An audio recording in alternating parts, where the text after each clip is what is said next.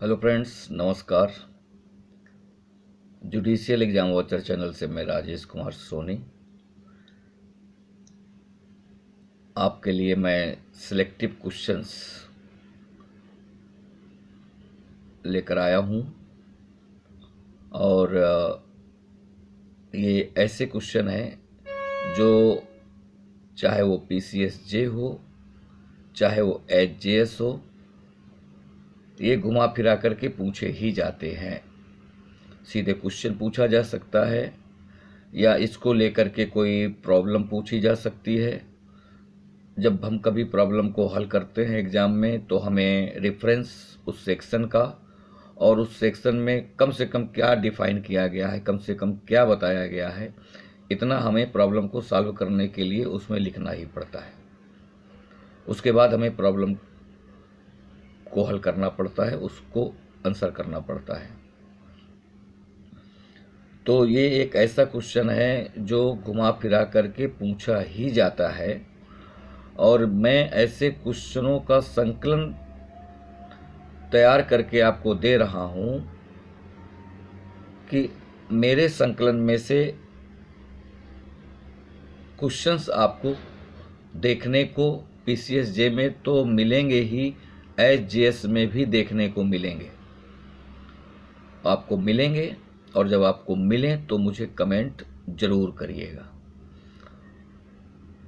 और ये मैं क्वेश्चन अभी सिलेक्ट कर पाया हूँ, धीरे धीरे वीडियो के माध्यम से आप तक पहुँचाता रहूँगा। चलिए तो हम ये बात कर लेते हैं कि क्वेश्चन क्या है। और अगर ये क्वेश्चन आता है तो सब लोग अपनी अपनी तरह से आंसर तो करेंगे ही, इसमें तो कोई डाउट नहीं है। लेकिन हमारा जो प्रश्न पत्र होता है HJS का, जो अभी आने वाला है एग्ज़ाम, जिसकी अभी डेट क्लियर होनी है, उसका पेपर इतना बड़ा होता है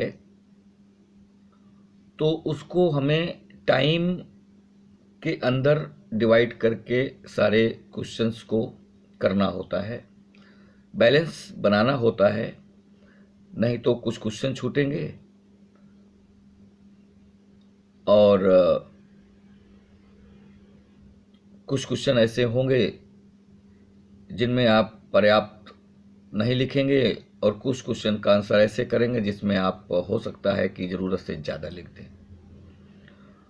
तो चूंकि आप न्यायिक एग्ज़ाम दे रहे हैं, इसलिए आपको अपने आंसर के साथ जो भी क्वेश्चन आपके पास आया हुआ है उसके साथ न्याय करना पड़ेगा। सभी क्वेश्चनों के साथ आपको बैलेंस सेट करना पड़ेगा टाइम के अकॉर्डिंग। तो कम से कम ये पता होना चाहिए कि हम कितना लिख दें तो हमारा आंसर भी कंप्लीट हो जाएगा और मार्किंग भी हमारी हो जाएगी और समय भी हमारा बच जाएगा। ये पता होना आपको बहुत ज़रूरी है। अगर ये आपको पता नहीं है या आपने इस पर काम नहीं किया है तो तैयारी कितनी भी अच्छी हो, गड़बड़ हो ही जाता है एग्ज़ाम में। तो हमें अगर पता है कि हमारा क्वेश्चन अमुक अमुक सेक्शन से है तो उन सेक्शंस को कितना हमें यहाँ पर लिखना है जिससे हमारी बात पूरी हो जाए, आंसर कंप्लीट हो जाए। हमें किताब नहीं लिखनी है। और किताब में अगर आप देखेंगे तो इतना ज़्यादा डिटेल होता है कि उसको आप समअप नहीं कर पाएंगे जब तक आपने उसके नोट्स नहीं तैयार किए होंगे, उनको खुद में समअप नहीं किया होगा, उनको समराइज नहीं किया होगा, या क्वेश्चन में कितना पूछा गया है इस पर अगर आपने ध्यान नहीं दिया तो आप काफ़ी कुछ लिख सकते हैं। तैयारी कर रहे हैं भाई तो आपकी तो तैयारी होगी, बहुत कुछ लिख सकते हैं या आपको बहुत कुछ पता हो सकता है, लेकिन इन सब का कोई मूल्य नहीं है। आप ये जान लें कि क्वेश्चन में कितना पूछा गया है और आपको कितना लिखना है, ये आपके लिए ज़्यादा हितकर है। तो चलिए हम इस क्वेश्चन को लेते हैं, फिर हम डिस्कस करते हैं कि हमें कितने में हमारा काम चल जाएगा, क्या बता देना चाहिए आंसर को कंप्लीट करने के लिए। तो क्वेश्चन है, discuss the effect of non registration of a partnership firm, whether the effect of non registration of firm can be removed during pendency of the suit by getting the firm registered. तो हमें तो इसमें सबसे पहले एक partnership firm है उसके non registration के इफेक्ट को डिस्कस करना है कि क्या प्रभाव हो सकते हैं। एक अपंजीकृत फर्म यदि कोई है तो उसके क्या प्रभाव हो सकते हैं, और क्या यदि कोई एक अपंजीकृत फर्म पेंडेंसी ऑफ सूट यदि है, यानी कि वाद के लंबित रहने के दौरान यदि वो अपनी इस डिसेबिलिटी को दूर कर दे तो क्या वो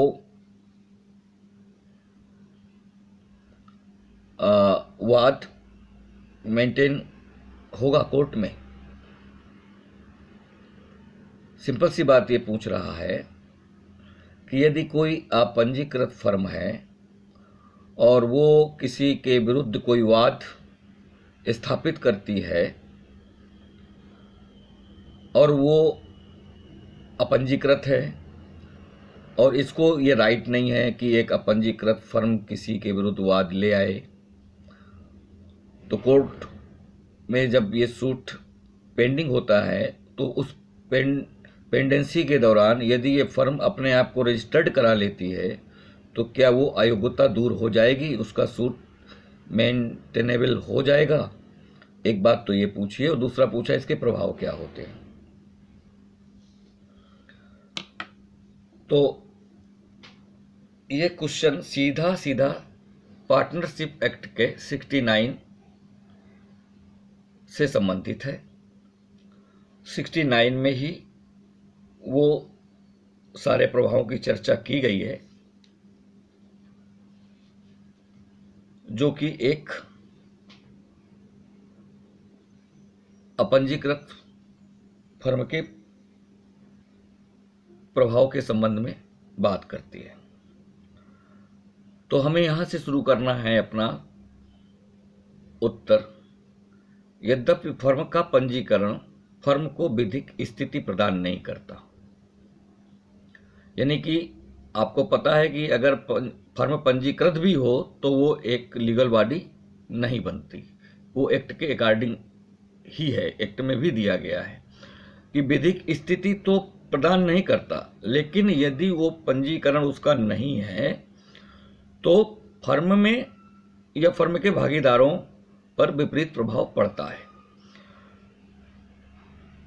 और इसकी चर्चा 69 पे की गई है। और इतनी सी बात को हमें 4 लाइनों में पहले लिखना है अपनी प्रश्न के उत्तर की भूमिका में कि यद्यपि फर्म का पंजीकरण फर्म को विधिक स्थिति प्रदान नहीं करता है, तथापि पंजीकरण न होने से फर्म व फर्म के भागीदारों पर विपरीत प्रभाव पड़ता है। फर्म के पंजीकरण न कराने के प्रभाव की चर्चा धारा 69 भागीदारी अधिनियम में की गई है। बस इसके बाद हमें सीधे लिखना है धारा 69 के अनुसार प्रभाव निम्नलिखित है। तो पहला प्रभाव लिखना है, फर्म के द्वारा पर व्यक्ति पर वाद, हेडिंग बना सकते हैं आप, या सीधे लिख सकते हैं कि फर्म द्वारा अथवा फर्म के किसी भागीदार द्वारा पर व्यक्ति के विरुद्ध बकाया धनराशि की वसूली अथवा किसी संविदात्मक दायित्व की पूर्ति हेतु वाद संसित नहीं किया जा सकता। यानी कि यदि फर्म अपंजीकृत है तो वो पर व्यक्ति के विरुद्ध, चाहे वो धन की वसूली के लिए हो या कोई संविदात्मक लायबिलिटी को पूरा करने के लिए हो, उस संबंध में वो फर्म जो है वाद नहीं ला सकती, वाद स्थित नहीं कर सकती। ये पहला प्रभाव 69 में बताया है। आप इसे और कम लाइन में भी लिख देंगे तो चलेगा। अब इसके बाद दूसरा आता है पर व्यक्ति द्वारा फर्म पर वाद, यानी कि फर्म यदि अपंजीकृत है तो फर्म तो नहीं ला सकती। सेकंड नंबर में बताया गया कि यदि पर व्यक्ति चाहे फर्म के विरुद्ध वाद लाना तो वो ला सकता है। तो पर व्यक्ति फर्म अथवा उसके भागीदार के विरुद्ध दायित्व के संबंध में एक सफल वाद स्थित कर सकता है, चाहे फर्म अपंजीकृत ही क्यों ना हो। पंजीकृत पर तो ला ही सकता, अपंजीकृत ही क्यों ना हो तो भी वो पर व्यक्ति ला सकता है। लेकिन अगर फर्म है, पहले नंबर पे आपने देखा, अगर वो अपंजीकृत है तो वो नहीं ला सकती है। तो ये हमने दो बातें बता दी कि फर्म नहीं ला सकती है, लेकिन अगर फर्म के विरुद्ध पर व्यक्ति ला सकता है। ये दो बातें हैं 69 में। अतः स्पष्ट है इन दो बातों से कि अपंजीकृत फर्म दूसरों के विरुद्ध उपलब्ध दायित्वों का अनुपालन नहीं करा सकती है, किंतु उसके विरुद्ध दायित्वों का अनुपालन करवाया जा सकता है, चाहे फर्म अपंजीकृत ही क्यों ना हो। ये बात हमने बता दी। दोनों जो पॉइंट हमने 69 के दिए हैं उनको समअप कर दिया 3 लाइनों में कि अतः स्पष्ट है कि अपंजीकृत फर्म दूसरों के विरुद्ध उपलब्ध दायित्वों का अनुपालन नहीं करा सकती, किंतु उसके विरुद्ध दायित्वों का अनुपालन करवाया जा सकता है, चाहे फर्म अपंजीकृत ही क्यों ना हो।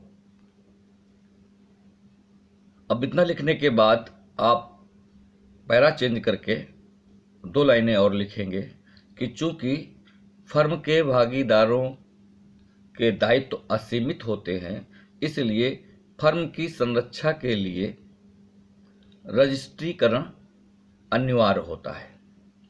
ये बात हो गई।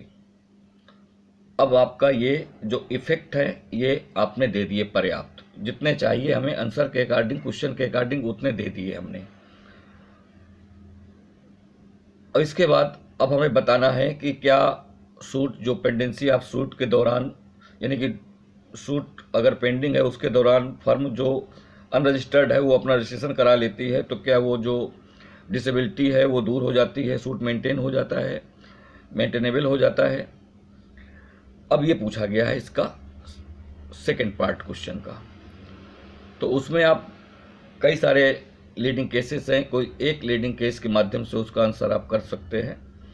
हम यहाँ पर हल्दीराम भुजिया वाले का एक केस है वो लेते हैं, और उसमें ये बताया गया है हल्दीराम भुजिया वाले के मामले में कि यदि वाद संचित करने की तिथि पर फर्म अपंजीकृत है तो उसका वाद खारिज कर दिया जाएगा, भले ही वाद की सुनवाई के दिन वो पंजीकृत हो गई हो। तो हल्दीराम भुजिया वाले में साफ कहा गया कि वो वाद खारिज हो जाएगा, वो जो डिसेबिलिटी उसके पास है वो पूरी नहीं होगी। हाँ, यदि समय बचा है, यानी कि टाइम बार नहीं हुआ है, तो वाद खारिजी के बाद वो नया वाद दायर कर सकती है रजिस्ट्रेशन के बाद। ये तो हो सकता है, लेकिन जो केस अभी पेंडिंग है और उसने वो केस तब संचित किया था जब वो अपंजीकृत थी और उसके बाद वो पंजीकृत कराती है, तो वो डिसेबिलिटी दूर नहीं होगी। हल्दीराम भुजिया वाले के केस में ये बताया गया है कि वो वाद खारिज होगा, न्यायालय द्वारा वो वाद खारिज कर दिया जाएगा। और यदि उसके पास समय है, टाइम बार्ड नहीं हुआ है, लिमिटेशन पीरियड नहीं गया हुआ है, तो वो नया फ्रेश वाद तो दायर कर सकती है, लेकिन उस वाद में वो डिसेबिलिटी समाप्त नहीं होगी। ये सेकेंड पैरे के आंसर में आपको लिख देना है हल्दीराम भुजिया वाले को। बस इतने से ही ये क्वेश्चन कंप्लीट होता है, चाहे ये 10 नंबर में पूछा जाए, चाहे 15 नंबर में पूछा जाए। और यदि ये उससे कम नंबर में पूछा जाता है तो भी आप कम से कम इतना तो लिखना ही पड़ेगा, 69 तो लिखना ही पड़ेगा। और यदि वो सेकंड पार्ट पूछ रहा है तो हल्दीराम भुजिया वाला भी आपको देना पड़ेगा। यदि वो सेकंड पार्ट नहीं पूछ रहा है, कम नंबर में पूछ रहा है, केवल इफेक्ट पूछ रहा है, तो आप सिर्फ 69 दे सकते हैं।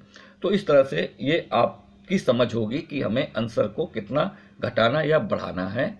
और एक स्टैंडर्ड क्वेश्चन कितने शब्दों में कम से कम हमें पूरा कर लेना चाहिए, क्योंकि हमें और भी क्वेश्चन करने हैं।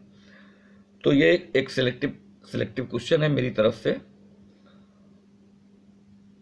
और मैं अभी लाइन से रेंडमली देता रहूँगा, कभी कॉन्ट्रैक्ट का, कभी पार्टनरशिप का, कभी कॉन्स्टिट्यूशन का, कभी कंसोलिडेशन का, कभी रेंट कंट्रोल एक्ट का, इस तरह से कभी म्यूनिसिपैलिटी का, कभी ग्राम पंचायत का। इस तरह से मैं आपको रेंडमली सिलेक्टिव क्वेश्चंस देने का प्रयास करूंगा जब तक एग्ज़ाम की तिथि नहीं आती है, डेट नहीं आती है। और अब तो इस महीने में कुछ कह नहीं सकते, कोई भी संभावना नहीं दिख रही है।